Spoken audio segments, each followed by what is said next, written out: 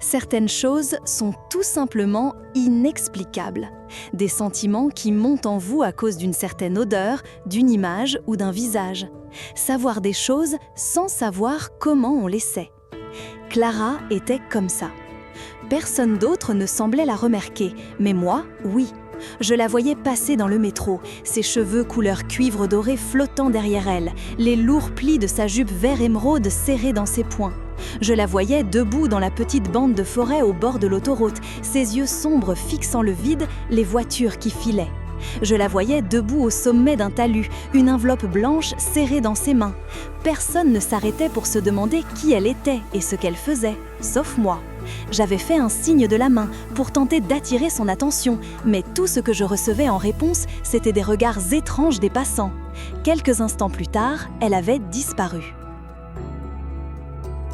Au début, comme je suis sûre que n'importe qui l'aurait fait, j'ai remis en question ma vue, ma raison, mon imagination. Je ne pouvais pas essayer de la décrire à qui que ce soit sans provoquer des exclamations d'inquiétude et des suggestions anxieuses. Je devrais aller voir un médecin, je devrais faire tester ma vue, je devrais voir un psychiatre, je devrais faire vérifier mon ouïe, bien que je ne sois pas sûre de l'utilité. Je ne faisais que la voir, elle ne parlait jamais et elle ne regardait jamais dans ma direction. Pourtant, plus je la voyais, plus j'avais la conviction qu'elle était réelle. Comment ma vision aurait-elle pu conjurer quelqu'un comme elle ?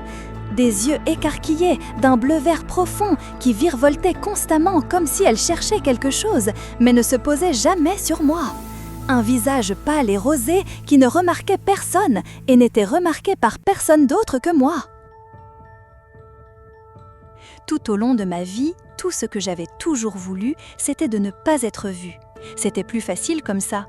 On pouvait éviter le drame, le jugement, les gens horribles et les problèmes en général. Si vous n'étiez pas remarqué, personne ne vous dérangeait et vous pouviez avoir une vie parfaitement paisible. Mais depuis que j'avais commencé à la voir, tout ce que je voulais, c'était qu'elle me remarque. Je voulais être vue. Si j'avais besoin d'être remarquée, me suis-je dit, je devrais m'entraîner sur les autres. Cela a commencé par une chemise de couleur plus vive ou une montre colorée à porter au travail. Un emploi qui payait décemment, directeur de succursale d'une entreprise technologique. Puis, laisser pousser mes cheveux de quelques centimètres plus longs que d'habitude. Mes collègues me faisaient des commentaires tels que « Oh, ce sont des chaussettes intéressantes », qui ne semblaient ni nécessairement positifs ni négatifs, mais au moins confirmaient que j'étais remarquable. Mais il est vite devenu clair que je ne pouvais rien faire pour attirer son attention. Son image ne me quittait pas au fil des ans. J'ai gravi les échelons de l'entreprise et déménagé dans de plus grandes villes, et elle était là aussi. J'ai acheté un appartement sensé et eu quelques rendez-vous, mais je n'ai jamais rien ressenti de réel, rien de comparable au désir d'être remarqué par elle, ou au flot d'émotions mitigées quand elle a failli regarder dans ma direction. J'étais insatisfait de qui j'étais. C'est toujours ce que j'avais voulu être plus jeune, sensé et aisé. J'étais jeune, 37 ans, et couronnée de succès. Qui ne voudrait pas de ça ? Mais à quoi bon si tout ce pourquoi je travaille ne mène à rien ? Beaucoup de temps s'est écoulé et elle a cessé d'apparaître. Cela faisait longtemps que je ne l'avais pas vue, mais la nuit, elle refaisait toujours surface dans mon esprit. Il devait y avoir une raison pour laquelle j'étais le seul à pouvoir la voir. Elle n'était certainement pas normale. Elle avait une façon étrange de s'habiller, avec des chaussures noires brillantes et des robes à col montant que l'on ne verrait pas sur une femme de nos jours. Le plus étrange de tout, cependant, c'est que bien que je l'ai vue pendant plusieurs années, elle ne semblait jamais changer. Ses cheveux avaient toujours la même longueur et les signes du vieillissement ne l'atteignaient jamais. Au fil du temps, elle restait la même et ma carrière devint plus accaparante que jamais. Les jours se confondaient, enfermés dans une rotation rigide. Je l'avais presque complètement oubliée. Jusqu'au jour où elle est revenue. J'étais assis sur le balcon de mon appartement, regardant les rues en contrebas et buvant du café. Le café était ma principale source d'énergie à l'époque. Le travail était devenu toute ma vie. Il y a tant de monde dans cette ville, avais-je pensé. Tant de monde qui se déplace si vite. Après un instant, j'ai réalisé que j'étais l'une de ces personnes. Combien de fois avais-je des moments comme celui-ci, juste assis et pensant ? Cela faisait une éternité. Cela faisait aussi une éternité que je ne l'avais pas vue, avais-je pensé. Mon esprit a erré sur le même chemin bien tracé de la question de son existence. D'où elle venait, pourquoi elle ne changeait jamais, quel était son nom, pourquoi j'étais le seul à la voir, pourquoi je voulais tant qu'elle me voie. J'étais assis seul, accompagné seulement par le bruit des voitures 3 étages plus bas. Je regardais les silhouettes des gens qui passaient, éclairées par les vitrines des magasins. Elles se mélangeaient dans une agitation de pieds, de talons hauts, de bottes en caoutchouc, discutables puisqu'il n'avait pas plu récemment, de chaussures de tennis. Et puis, quand tous les pieds se furent éloignés et que les rues furent vidées, il y eut une paire qui restait complètement immobile. Une paire noire qui brillait dans la lumière. Si cela ne suffisait pas à montrer que c'était elle, ses cheveux couleur cuivre doré illuminés par les lampadaires le firent. Mon souffle se coupa et mon cœur s'accéléra d'excitation. C'était elle, et elle me fixait droit dans les yeux. Une vague d'émotion grandit en moi. Je ne savais pas exactement ce que c'était, mais cela me fit jaillir du balcon, jeter mon manteau sur mes épaules et quitter mon appartement en courant vers les escaliers avant que la moustiquaire ne se referme. Je ne me suis pas souciée de l'ascenseur, mais j'ai dévalé les escaliers 3 marches par 3, espérant silencieusement, priant qu'elle serait toujours là quand je serais en bas. Elle était là, debout dans la lumière du réverbère, exactement là où je l'avais vue quelques instants auparavant. Le vent des voitures qui passaient agitait mes courts cheveux noirs, mais ne semblait pas affecter les siens. Je m'approchai d'elle et elle me regarda, et alors je réalisai que je n'avais absolument aucune idée de quoi dire. Elle semblait qu'elle non plus. Elle me regardait froidement, ses yeux à la même hauteur que les miens. Elle semblait attendre que je parle. Dans un élan de génie poétique canalisé depuis mes jours de maternelle, je dis d'une voix tremblante « Je m'appelle Arthur. Comment t'appelles-tu » Elle s'avança, me regardant. Je halètais brusquement. La lumière du réverbère traversait son corps, projetant sur moi des rayons de lumière vacillant comme des reflets d'eau. Elle resta silencieuse, ses lèvres bougeant.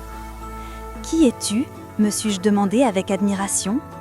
Ses lèvres bougèrent à nouveau, selon le même motif. « Clara. »« Clara » j'ai murmuré. Elle hocha la tête. Mon cerveau se creusa pour trouver un moyen de lui demander pourquoi elle était comme elle était sans être offensant. Cependant, puisqu'il était évident que j'avais perdu ma capacité à parler intelligemment, je lui demandai « Quelle est ta couleur préférée ?» Une trace de sourire passa sur son visage. Elle plongea la main dans la poche de son manteau et en retira une enveloppe blanche. Je l'avais presque oubliée. C'était la même que je l'avais vue tenir le jour où elle se tenait au sommet du talus. Elle en sortit une lettre et une volée de pétales de rose pressés s'enroula. Je tendis la main pour les attraper et elle fit de même. Sa main traversa la mienne et mon bras fut parcouru d'une brève paresthésie. Elle ramassa les pétales dans l'enveloppe, plia soigneusement la lettre et m'en montra un morceau, montrant du doigt « couleur préférée ». Loin, un enfant rit aux nuages, rit aux gouttes de pluie, tombant dans sa bouche. C'était un petit poème étrange, mais il y avait quelque chose de joyeux et de lumineux. Ce n'est pas une couleur. Ses lèvres bougèrent à nouveau et je m'efforçai de déchiffrer ce qu'elle disait. Je dis que si, certaines couleurs ne se voient pas, certaines se ressentent. En parfaite réponse à ces mots poétiques, je demande « C'était une lettre ?» Tirant un bâton de charbon de sa poche, elle écrivit au dos de l'enveloppe.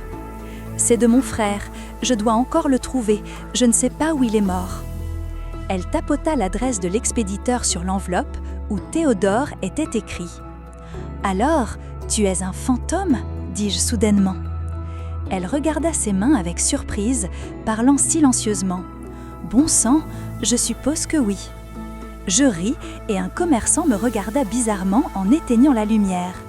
Il sortit et commença à traverser la route pour aller à sa voiture, et je ne voulais pas perdre un autre instant avec Clara. Je lui fis un petit geste pour qu'elle marche avec moi et nous descendîmes la route. Le temps passa et bientôt il fut minuit. Elle me raconta comment elle était morte à 38 ans, Sa maison avait brûlé dans son sommeil. Sa famille s'était échappée juste à temps, gravement blessée mais vivante. Le matin, elle s'était réveillée et était sortie de son propre corps, un tas de cendres. Je lui ai raconté comment je m'étais interrogée sur elle pendant des années, espérant toujours qu'elle se tournerait vers moi. Elle expliqua qu'elle avait cherché Théodore et qu'elle n'avait vraiment pas réalisé que je pouvais la voir avant qu'elle ne pense que je la regardais quand je regardais les rues. Toutes ces années où j'ai essayé d'attirer ton attention et la seule fois où je ne te cherche pas, tu penses que si ? Je souris incrédule en riant. Elle écarta les bras, disant silencieusement « La vie, ou plutôt la mort, est drôle ». Nous avons continué à parler et je lui ai raconté mon succès, mais aussi mon malheur au travail. Elle m'a demandé ce que j'aimais faire et je lui ai dit que j'aimais peindre, alors elle m'a dit d'essayer au moins de le faire. Idiote que j'étais, je lui ai dit que pour elle, je le ferais. Le temps a continué de s'écouler et aucun de nous ne montrait de signes de fatigue. Notre conversation a alterné entre le léger et le sérieux, et au moment où nous étions de retour devant mon appartement, il était près de 4 heures du matin. Je savais que j'avais du travail dans 5 heures et j'étais sur le point de proposer de partager les 10 litres de café que j'allais préparer quand elle m'a attrapé le poignet en voyant un frisson de paresthésie le long de mon bras. C'était inconfortable, mais en même temps, mon cerveau criait « Elle m'a touchée !» Je suis désolée, Arthur. Elle me regarde et j'ai l'impression d'entendre presque sa voix. J'aurais aimé pouvoir rester ici avec toi. Tu ramènes des choses que j'ai perdues avec ma vie.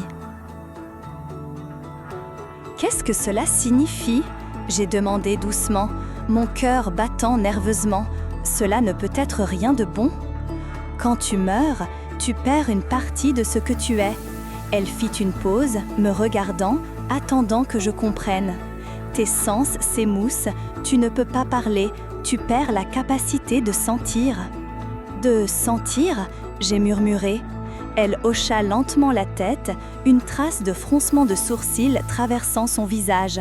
« Je suis sûre que j'aurais pu t'aimer si tu avais été en vie quand je l'étais, » dit-elle, passant une longue mèche de cheveux couleur bronze derrière son oreille. « Je devrais être plus triste que je ne le suis, mais chaque jour, un petit peu de moi s'en va. Je ne suis plus beaucoup de moi-même. Je ne suis plus beaucoup de Clara. Je ne suis plus grand-chose. J'espère que tu comprends. » Un sentiment de malaise grandit au fond de mon estomac. « Tu es en train de disparaître. » Elle noda feintement. « Je devrais avoir peur. Je devrais être curieuse de savoir si je vais quelque part de nouveau ou si je pars pour toujours.